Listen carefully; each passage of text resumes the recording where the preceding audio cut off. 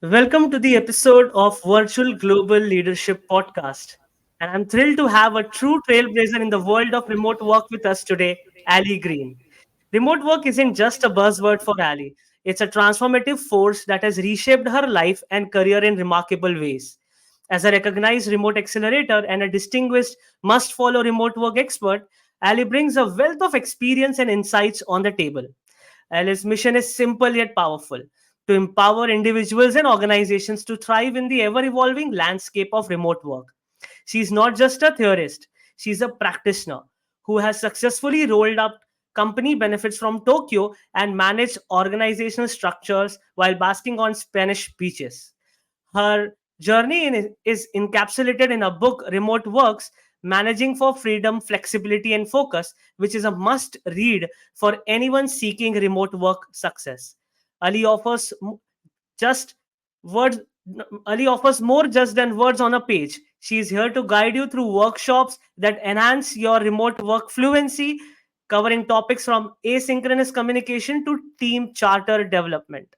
And that's not all. Ali is also a sought after speaker ready to share her wisdom on everything from the basics of remote work to the intricacies of people operations in remote companies. She is a passionate advocate for non traditional career arrangements and building strong remote communities. So, if you're curious about future of work, remote possibilities, or even how to whip up an extravagant hashtag work from home meal, Ali is the person to connect with. Her passion for alternative work ways of working is contagious, and she is always excited to learn from others who share her vision. Stay tuned as we delve deep into Ali's journey and uncover the secrets to remote work success. Ali, it's a pleasure to have you here. Let's dive in. Thank you so much. I'm so excited for our conversation today. So, Ali, I would start off by asking, what is the importance of communities with respect to remote work? Yes, so I think a lot of companies right now are confused about how to define community for their employees and what the endless possibilities could look like. And we have been subtly tricked in a few ways the past few years by headlines that are very sensationalized, saying things like how lonely remote workers are and how working from home is the root cause of a lot of isolation that is going on at a global level these days. However, while I don't have all the scientific evidence to back it up, anecdotally, I would say that it's possible to be just as lonely as an office worker because it's not about physically surrounding yourself with other people. It's about having deep rooted connections to people that share your same values and interests. And as we have moved through different formations of our society, from the Industrial Revolution to, socializing with people at school, at work, in our maybe religious or cultural communities, we've lost this sense of being all in it together. And so, what we've seen the past 2 years is people really shifting away from that community mindset in a lot of cultures back to a nuclear family mindset and an individualized approach to not just how they get their work done, but also how they live their life. And so, I will say that yes, there's an isolation problem, there's a loneliness problem in the world, but remote work isn't to blame. Instead, the importance of community and remote work is that you're opening up doors to find the right fit community for you. So, whereas by accident, you might connect with somebody that you work with in a previous model of employment and friendship, now because you work remotely, you have ownership over your location. You can live in places that bring you joy, that can feed into your natural inclination of how you want to live your life. Let's say you're an avid hiker and you choose to live on a mountain town. Then when you're not working, you can go hiking and meet other people with these shared values and interests of being involved in nature. Or if you're extremely family oriented, instead of having to move away from your family in order to get a great career for yourself, you can move back and spend time with your aunts, your uncles, your grandparents, your children, your grandchildren. And so community can now be truly defined not just by your colleagues and your coworkers, but the people you choose to let into your life. And the best companies in the future will recognize this, and they will honor the workers' time, to be able to connect people, of course, to their colleagues and create a respectful relationship in order to collaborate, to brainstorm, to get work done in a trusting way, but also set boundaries that allows people to explore how they want to craft their personal lives. And I think that is what we're going to focus on in the future when it comes to community building. So, Ali, what strategies have you found effective in creating a strong sense of belongingness within a remote team? Yeah, so this is a question I love as well, because piggybacking off the last question, one is you need to make sure people do feel belonging in their personal life. And so a strategy that I use outside of work is to cultivate meetups with people who I know share my similar values. I've been doing a weekly co-working session with people at a bakery. And so every week I get to like treat myself to a nice pain au chocolat or croissant, a delicious coffee, and I get to sit down with people that don't work at the same company I work for. Some people are content creators. Some people are also writing a book, and sharing these experiences around how is work going for you lately? What struggles are you having? A good friend of mine I used to work with quite regularly is a yoga teacher. And so all these people that don't have obvious work similarities were able to share stories and hold each other accountable throughout the couple of hours we work together. So I already have a sense of belonging in my own like location that I live. And because I have that, Maslow's pyramid need met, I can look inside my organization and say, okay, how do I create belonging within teams? And the different factors that I encourage leaders to look at is not just belonging to the team and the people, but first and foremost, is there a belonging to the mission of the company? Do they feel that they are making an impact and know how their work is going to propel the company forward in the future?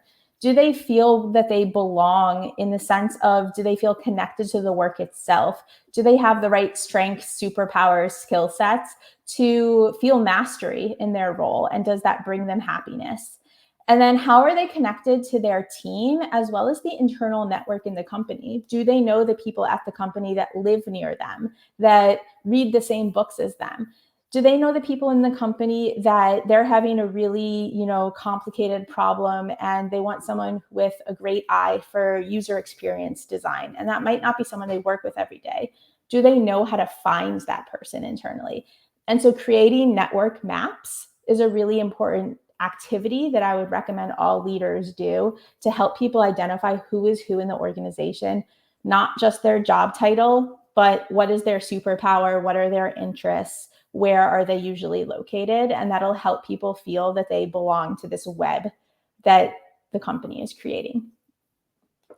Ali, are there any common misconceptions about remote work and community building and that you would like to address? That it means that you should have a Zoom happy hour. So I think we're all pretty sick of that these days. Am I right?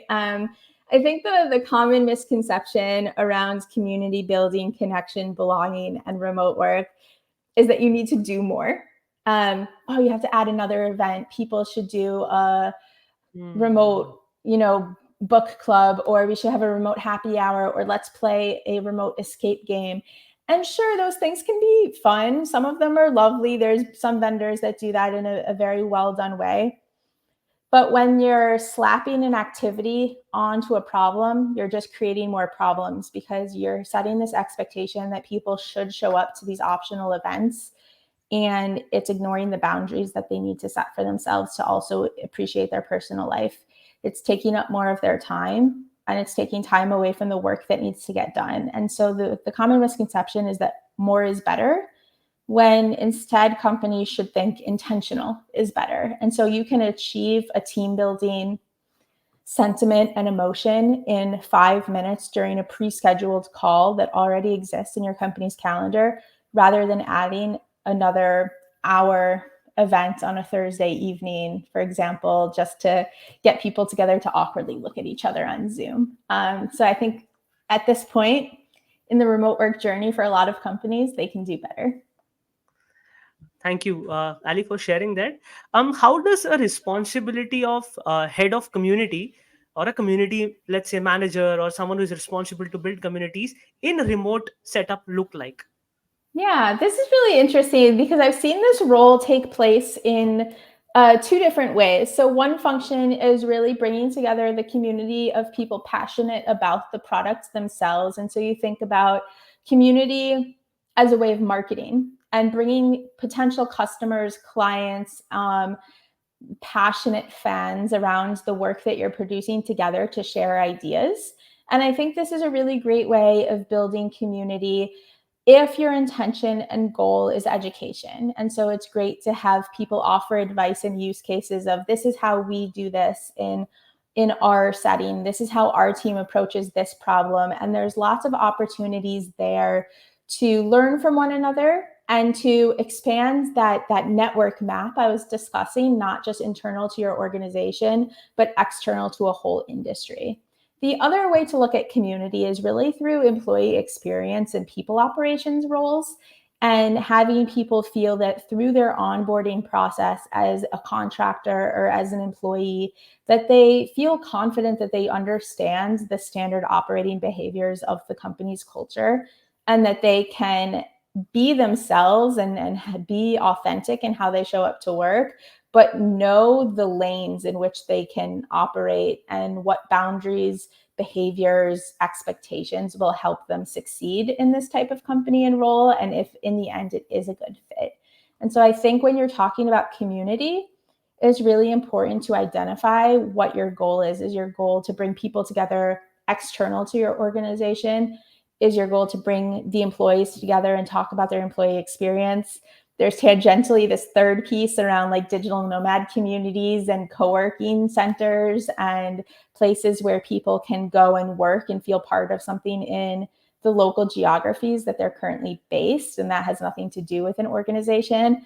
But all three of those types of people and personas, I think, can learn deeply from each other, and the activities you might do, the resources you use, the skill set you need can be very similar, even if the end goal is different.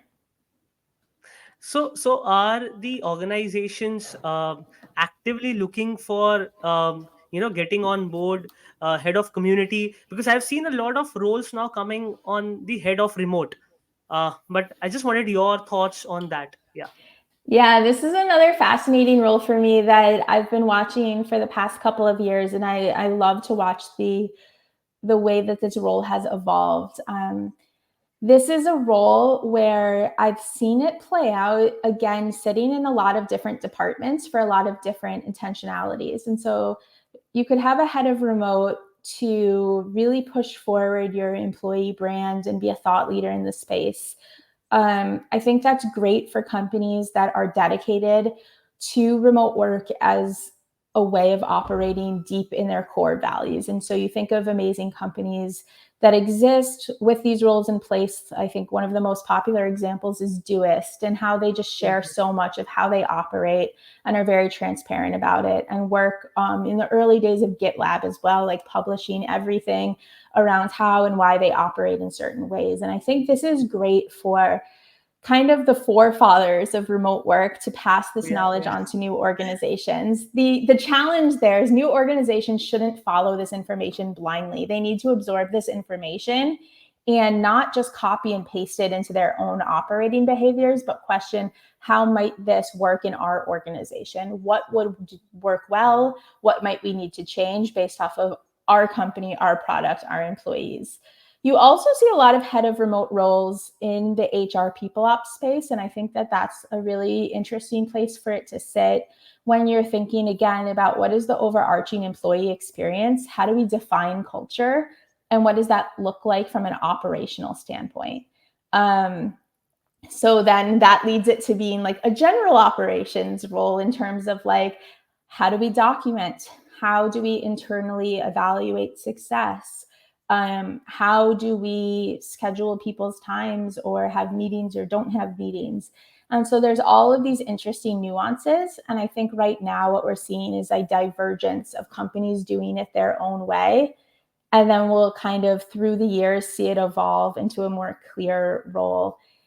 Um, with hybrid work, we've thrown in another sort of a nuance into the mix where you're seeing a lot of head of remote transition to head of like workplace experience and really asking what I think are great questions around how should we use an office space if we have one? Like, what is the intentional purpose of this? Not just trying to default to, okay, 2 days in a week in an office or 3 days a week in an office.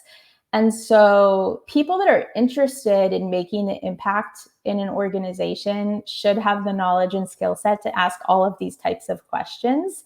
And companies looking to operate well remotely needs to understand where they are in the trajectory of their remote work operating skill set to understand where their head of remote should lie. Thank you, Ali, for like sharing with us in detail, how this can help, or how important it is to think in that particular direction. You mentioned a very important point that there are a couple of companies who are, let's say, forefathers of remote working domain, but then in the last 5-7 years or even more, uh, startups have really come up. And then startup founders, sometimes they feel, okay, should we go completely remote, should we go hybrid? The intent is there, but then how do they take well informed decision if they were to follow this path?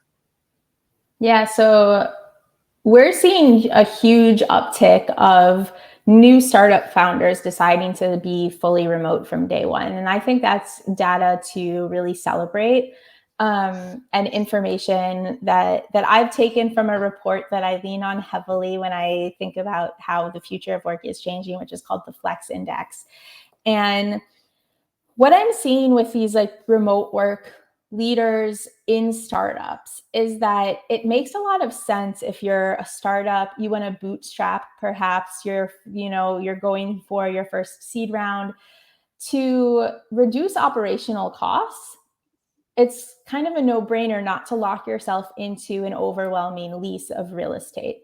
At this point in time, there's so much different software options out there for your team to be able to collaborate remotely, to organize yourself remotely, that now it's all about making smart decisions around how to do that. And so, what I would recommend all leaders do is to really sit down and see, one, within themselves, what am I capable of? Like, there are people, and like, you really need to be honest with yourself in the early days of running a company that might not yet have the digital fluency skill set to be able to lead across different time zones, for example.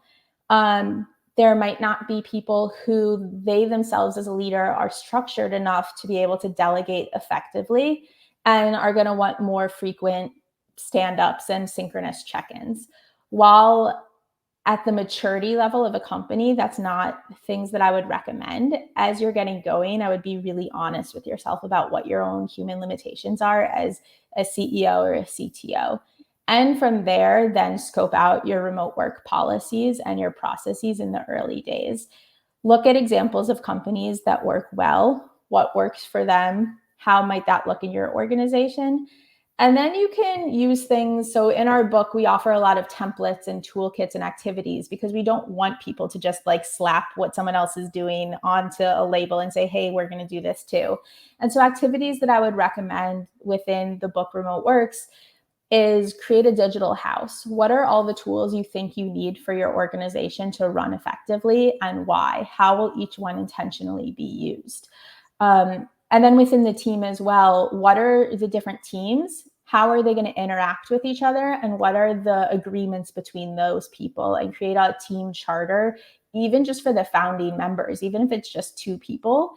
It's very important to have that documented so you can see the evolution of the company as it grows from 2 to 5 to 10 to 50 to 100. And I think that's going to be really important in really codifying culture for startups over time. Thank you for sharing that. Taking cue from this, I would love to hear your perspective on how can be it remote leaders in a startup company, or for that matter, remote leaders being in working in a corporate, how can they strike a right balance between asynchronous communication and real time meetings to maximize Yes. productivity? Yeah. So, I love this topic. It's really hard, like we're humans, we're wired to want to connect with people.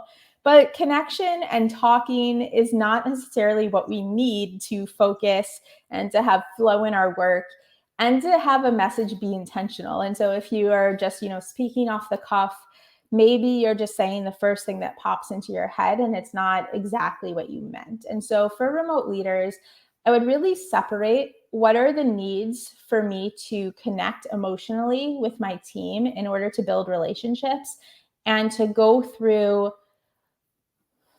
those sort of things that give you that kind of pitter patter in your heart or your brain. Those things are great to address synchronously. And what I mean by pitter patter in your heart or brain are what are the things that are going to keep you up at night because you're over analyzing them, potentially a team conflict. What are the things that you're so excited about that the emotion just can't translate to even a Loom video or a written blog post, and you really want to bring the team together to celebrate in an offsite or something of that nature. Those are times to come together, not just synchronously, but maybe also in person, to celebrate, to resolve conflict, to deal with the human emotion behind the screen. Everything else should be asynchronous. Everything else is about getting the work done, having time to think, reflect, have methodology behind producing work and being intentional about the work that you're producing. And the benefit of defaulting to asynchronous for everything else is that it's automatically documented, which is a best practice of remote companies. So you don't need to have a meeting and then rewrite all the meeting notes just so that it's preserved somewhere. And so asynchronous for the work, synchronous for the emotion is how I would break it down. So, can you share some of the best practices for structuring asynchronous communication so to ensure that the important information is effectively shared and acted upon? Yeah, so we have this ridiculous acronym in the book. It's called OLIWAN, which is the only asynchronous lesson you will ever need. To shorten that for everybody listening today, there's a couple of things that I would have everybody focus on when they're learning how to write asynchronously for business. And that is, first and foremost, make sure that you identify who is involved in the communication. So things like, hey team, that's not cutting it. That's not good enough. You need to identify who is the person that is responsible for communicating back to the message and who are the other stakeholders that maybe just need to absorb the information or can contribute if they want to. A lot of the software tools out there today, you have the ability to tag someone's name. And so take advantage of that by calling out and holding people accountable for who's responsible for communicating back and what is everybody else's role in the communication. That'll avoid the problem of if everybody's responsible, then nobody is responsible, which happens a lot when messages just go off on Slack and nobody responds and you just feel like you're getting ghosted. So that's a tip that I think is incredibly important and oftentimes overlooked. The other really subtle and small tip that is often overlooked when it comes to asynchronous communication is be extremely clear on your time frame. As soon as possible doesn't mean anything anymore. End of day doesn't mean anything anymore Yeah. because people are in different time zones, and even in the same time zone, they work different hours. 9 to 5 is dead. I'm sorry. And so words like that can be very triggering for people because they don't have a sense of the urgency. Saying, for example, that our conversation today started at 11:30 a.m. Central European Standard Time is a very clear time. And if anyone needs to translate it, the best practice would be putting it in your time zone as well, 3 p.m. You can't make things up when you have those times in play.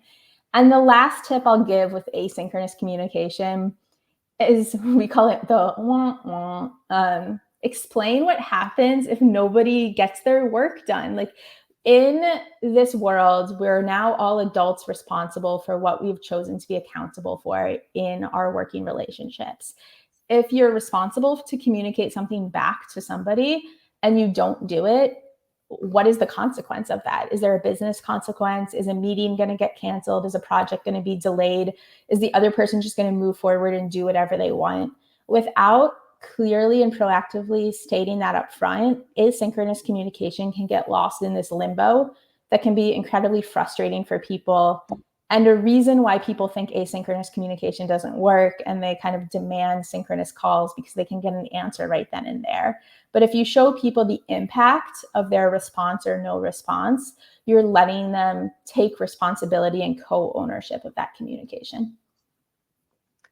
So, what do you think is the are some of the skills and attributes one must constantly look at if they were to grow and move forward in this direction? So much self-awareness. I would say like the skill to be aware of how you like to work, what are the surroundings in which you work, how you set expectations, how you deal with unexpected changes in your daily routine are incredibly important in order to be able to function remotely. When you work in an office, you're told that from the hours of 9 to 5 in this specific place, work will happen. And a lot of things are left up to chance.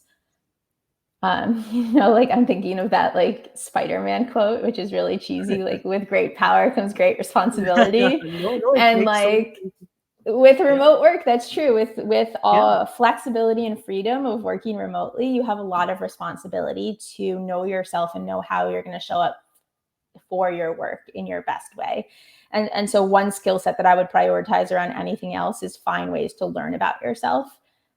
Most of that involves unlearning things that society has taught you. And I think that's what's really scary for remote leaders and managers. So, what I recommend people do is take one day a week where they experiment with something. Maybe they like to work from home and they should go work in a co working space. Maybe they like working from a co working space, they should go work in like a museum cafeteria. Maybe they love working alone. What does it feel like to work with colleagues or friends? Take one day where you're just totally changing your routine. And then at the end of the day, write a diary entry for yourself. What did you learn about yourself?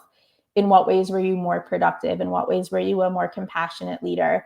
In what ways were you less productive? In what ways could you show up less for your team because of the constraints and the stress you were feeling? And if you do that one day a week,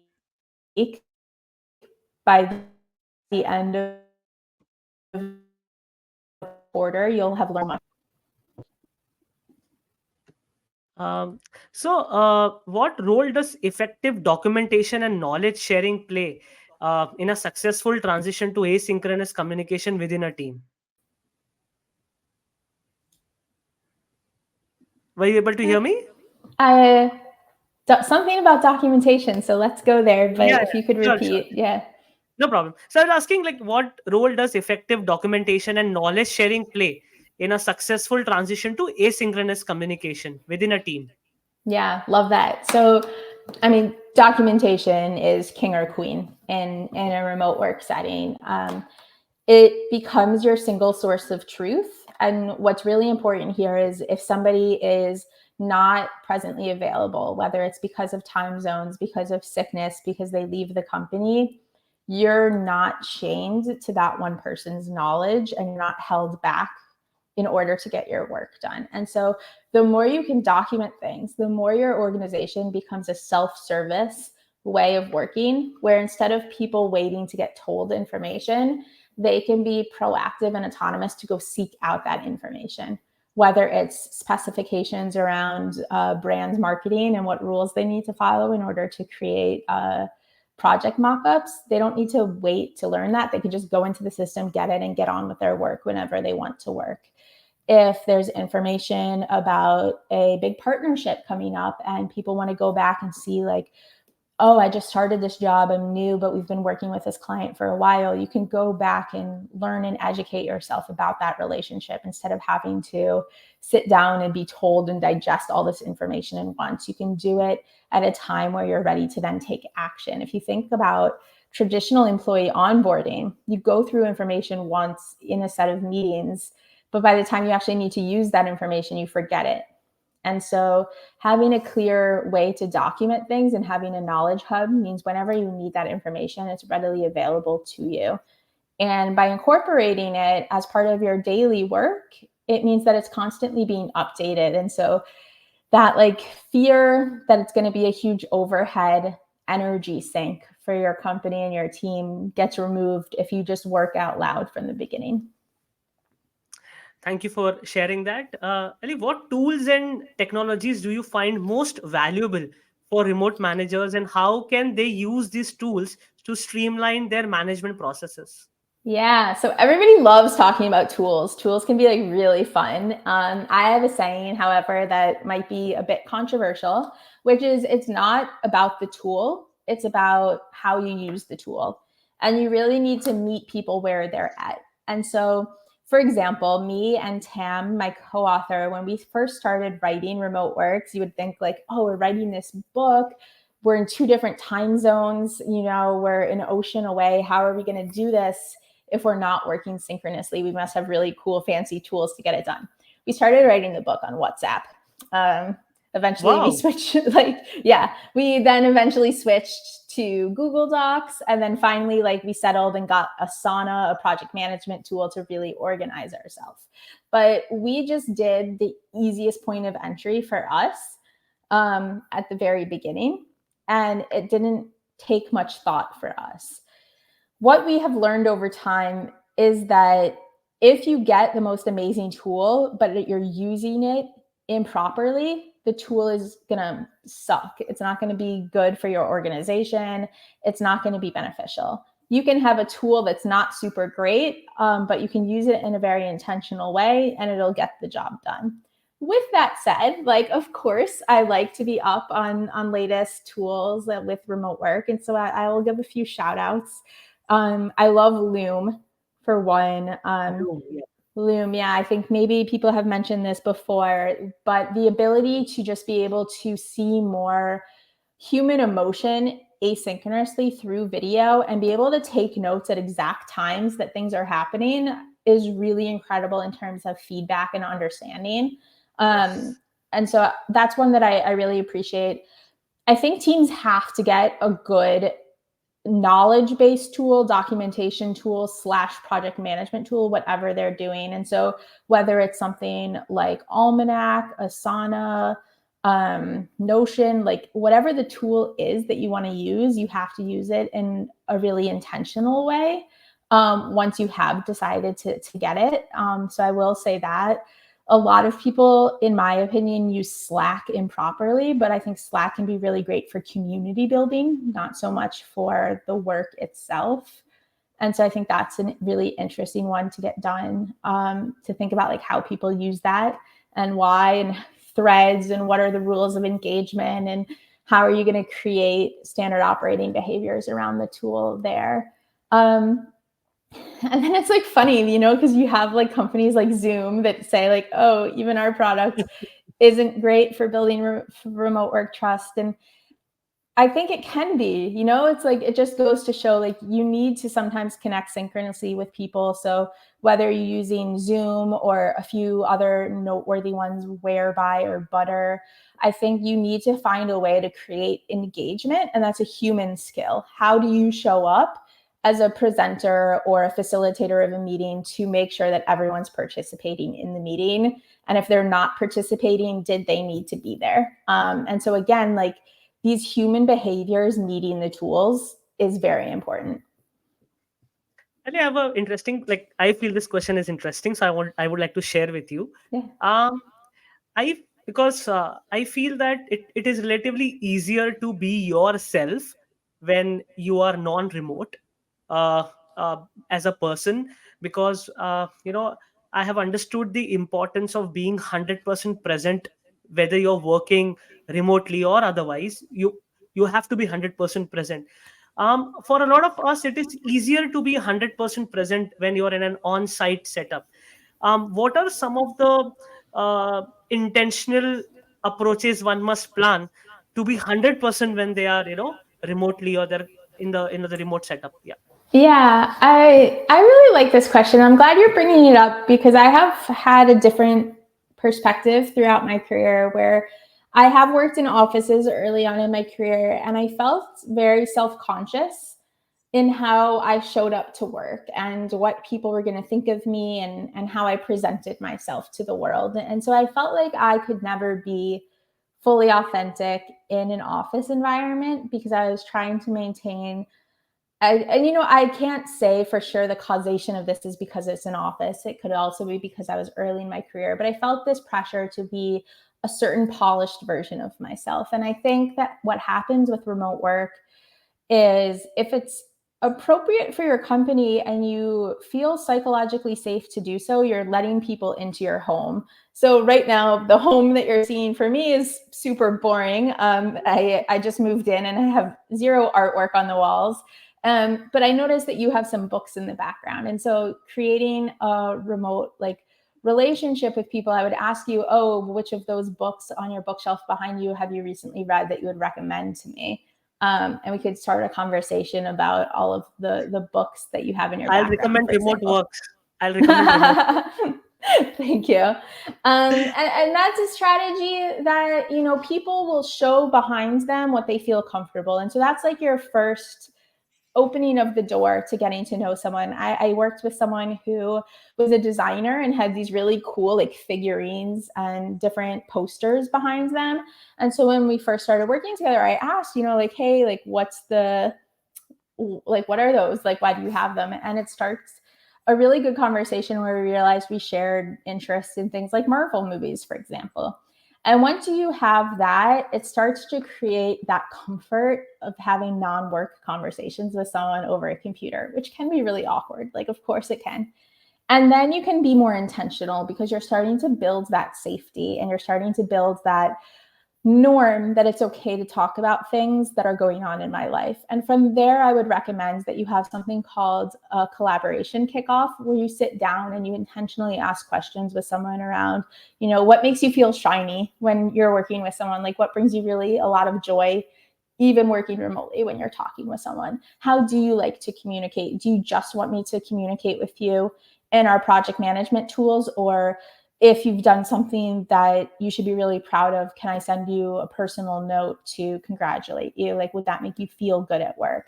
How do you like to receive feedback? If it's constructive, should I give you a heads up that it's coming so you can find time in your day around your personal constraints to sit down and read that and absorb it privately, or do you want to have a conversation with me about it? And those seem like very work-related questions, but by asking someone that, you're building relationships in a way where they then feel that they're allowed to show up authentically in the working relationships that you're building with them. Also, Ali, I would love to know more about how to effectively build relationships, network with people from various streams in a remote setup or in a remote environment. Yeah. So within your company, I love asynchronous ways to really explore what people are doing. And so examples that I've seen in the past, when I was at DuckDuckGo, we had a weekly thread. And if I remember correctly, the weekly thread started on Thursdays. So it wasn't too distracting to getting the work done itself. It was towards the end of the week, but it allowed enough time with the time zone differences to let people chime in. And the questions really varied. Sometimes the questions were what's a typical thing you eat for breakfast? Sometimes the questions were more serious. What is a skill set you feel like you need to learn at work right now? And people, if they wanted to, would chime in asynchronously, sometimes send pictures along. And so that was a really good way to build relationships with people. And sometimes you realize that someone you had never spoken with, because you work on different teams, would answer in a way that's very similar to you, and you would be able to spark a conversation around that. Another synchronous thing that I see be misused a lot is the concept of donut buddies, which is a Slack plugin. And a lot of people will get this plugin and they'll be like, oh, we build connection in our team because we have this. And really what it does is it randomizes people in your team and it says, hey, you two should meet for a virtual talk. The problem that I have with companies that do this and then they have low engagement rates is that they're not providing enough direction or invitation for their employees to participate. It goes back to that point I made about, just slacking a Zoom happy hour on the calendar. You're adding pressure to another scheduled event when maybe people don't have the time for it. maybe it's hard because no one knows who should take initiative to schedule that meeting, and both people are being timid about that, or overwhelmed or overworked or stressed. They don't really know what they should talk about in those meetings or how to get the most out of communicating remotely with someone, because it is a new skill set to build.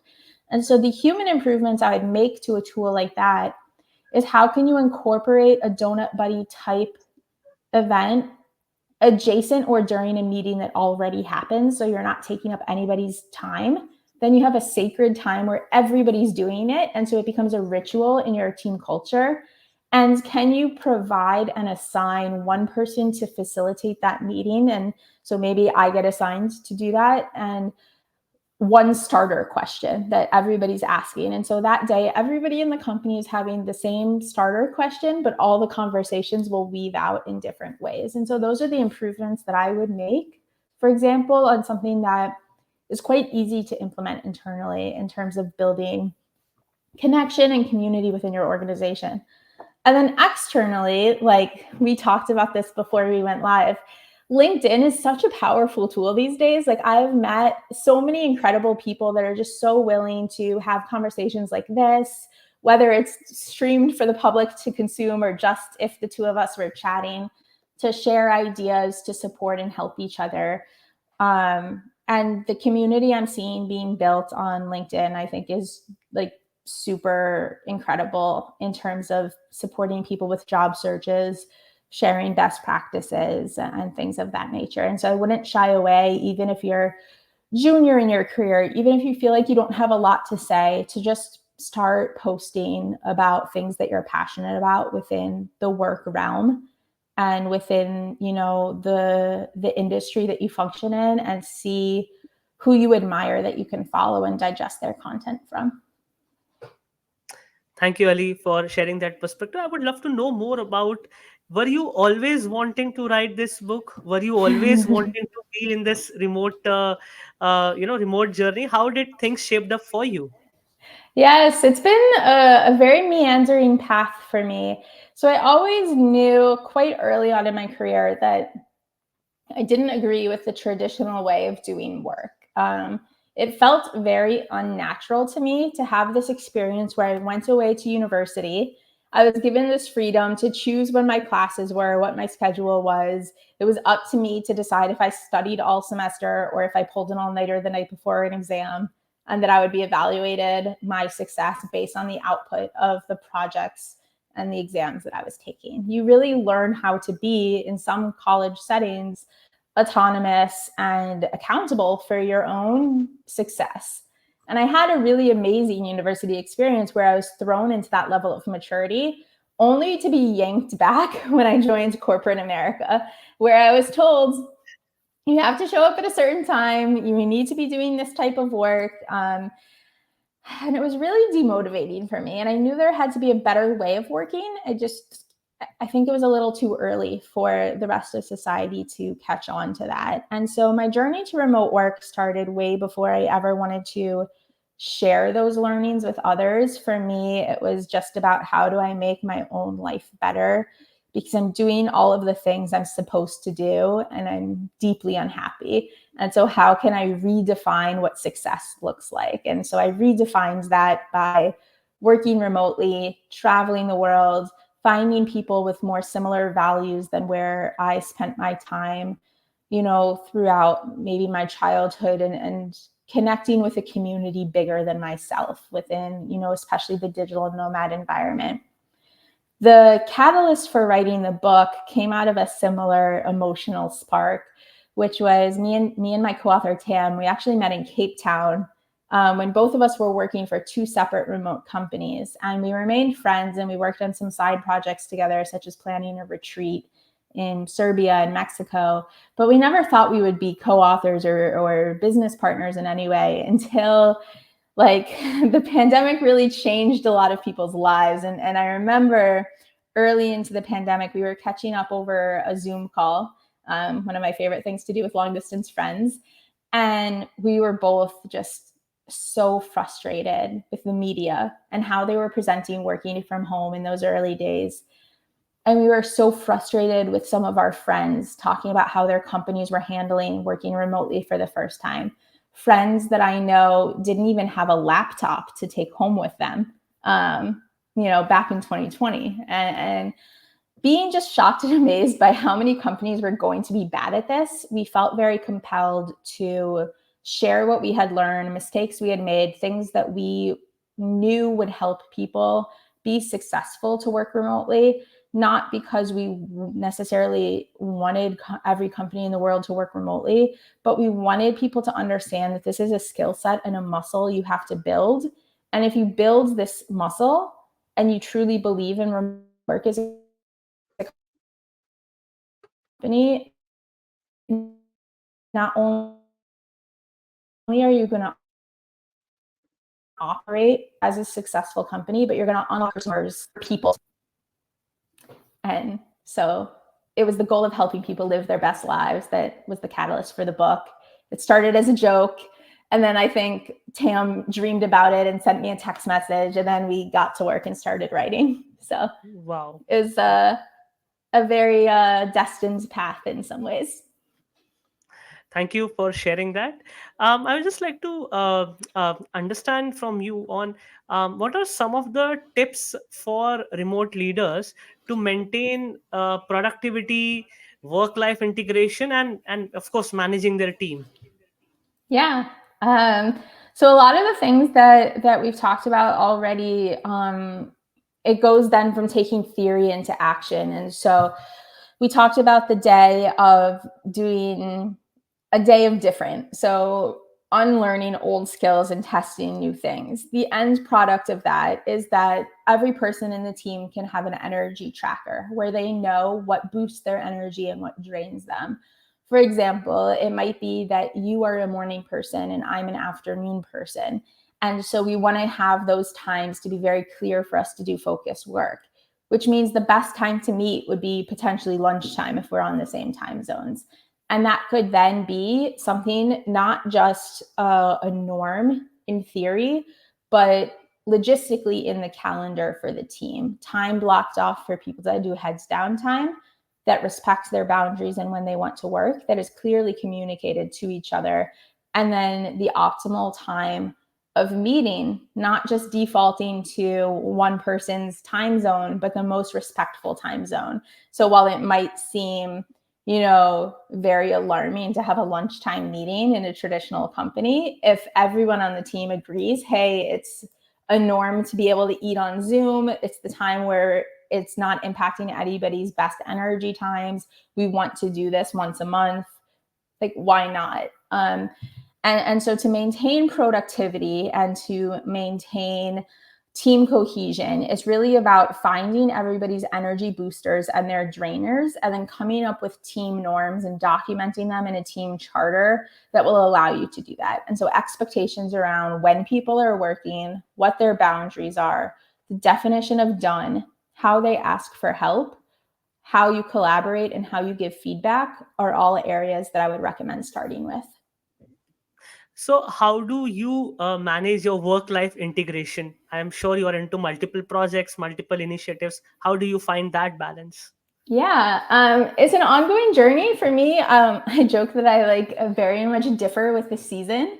And so in the summertime, I really focus on leaning into fun. And summer is usually my brainstorming time throughout the year, where I like to generate a lot of ideas. I take a lot of notes, but I'm not necessarily sitting down and doing heads down work. Sometimes I feel that inner student in me where I know next week it's September and all of these ideas that I've been documenting all summer, I'm going to sit down and create a roadmap for. And so oftentimes me and Tam will sit down and we'll create a roadmap for whether it's 8 weeks, 10 weeks, or 3 months. It kind of depends based off of what the types of projects are, where we'll say, this is the types of projects we're going to work on for this amount of time, because needing that novelty, I'm a person that thrives off novelty. So needing that novelty is really important to me, but I need the accountability of having the start time and the end time to be able to get it done. And so that's one way that I work at my best. The other way that I always tell people this is a trick that works for me incredibly well because I have the total freedom over my work schedule. I love working on weekends. So where I live, people are always out doing things on the weekends, and places get really busy. Restaurants are packed, hiking trails have too many people. On Sundays, like lots of things are closed. And so I would rather work on Saturday and Sunday and then take like a Tuesday, Wednesday off to do things when it's easier and when I can enjoy it with less people. And so flipping the script on my work week is a remote work hack that has made me more productive than I could ever believe. So when we finish this call, I'm going to take a break and go grocery shopping. And then I will, do some cooking and make a nice meal. And then I'll settle into working later in the evening. And so having those disjointed work days of a couple hours, a long break, a couple hours really helps me manage my energy by working in small sprints rather than trying to sit and focus for 8 hours at a time. And so those are all things that I do that really, tests the notion of freedom and flexibility to the maximum potential.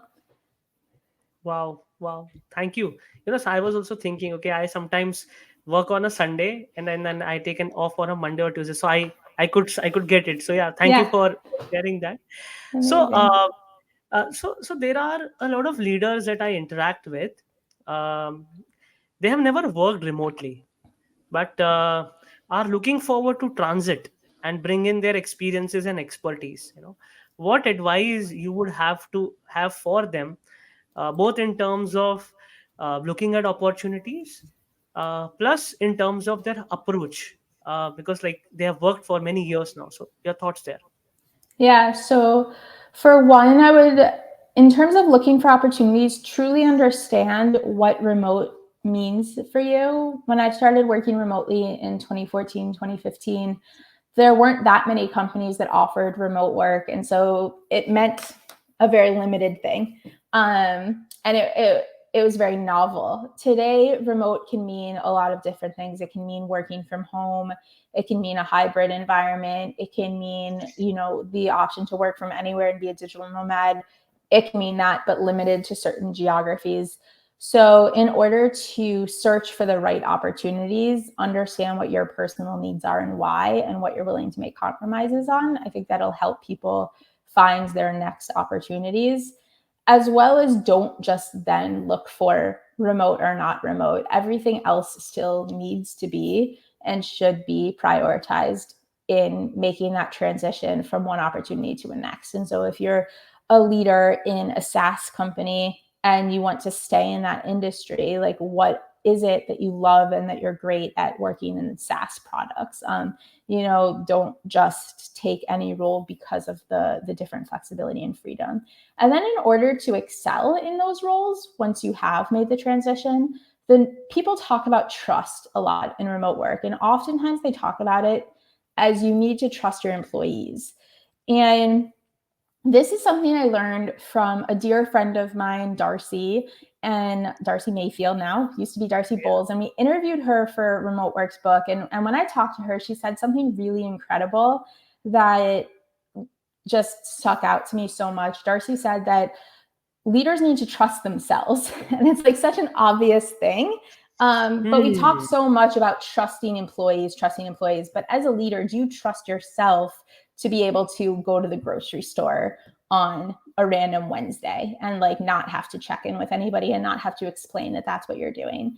And if the answer is no, it means that there's still this discomfort, this fear that you need to explore at that more emotional level to figure out why you're not just trusting that your work output is going to be enough and what signals that's sending your team. And so for a leader transitioning to this role, build trust with yourself when it comes to doing your best remote work. Hold yourself accountable. Make sure you follow up with your deliverables. Make sure that you try to figure out where and when you work best before you can then set that upon your team. Thank you for sharing that. I think, I have so many questions for you, but I think we'll have to plan one more session for that. Thank you for sharing a lot of insights on some of the critical topics some of the areas where you also have your experience and expertise. Uh, if anyone would like to get your book, how can one find that? The best place is Amazon. So it's now available internationally. And so you can go on and make sure that you get whatever version you like, audio, Kindle, or, the good old paperback copy. If you're looking to purchase for your team or your company, you can reach out to me at info@remoteworksbook.com because we offer some incredible bundle packages and discounts for teams. Thank you, Ali. And if you have any closing comments for our viewers, please feel to go ahead and express yourself. No, this was just such an incredible conversation. I love all the different paths we took. And I know there's so much more that we could continue to talk about in the future. So thank you so much for inviting me. Thank you, Ali. Thank you, viewers, for listening. And I'm sure you will have gained a lot of insights. And I'll also drop a link for you to get yourself the copy of Remote Work. So, Ali, please share that link with me. I'll put it in the comment section. Yeah. Sounds great. Thank you.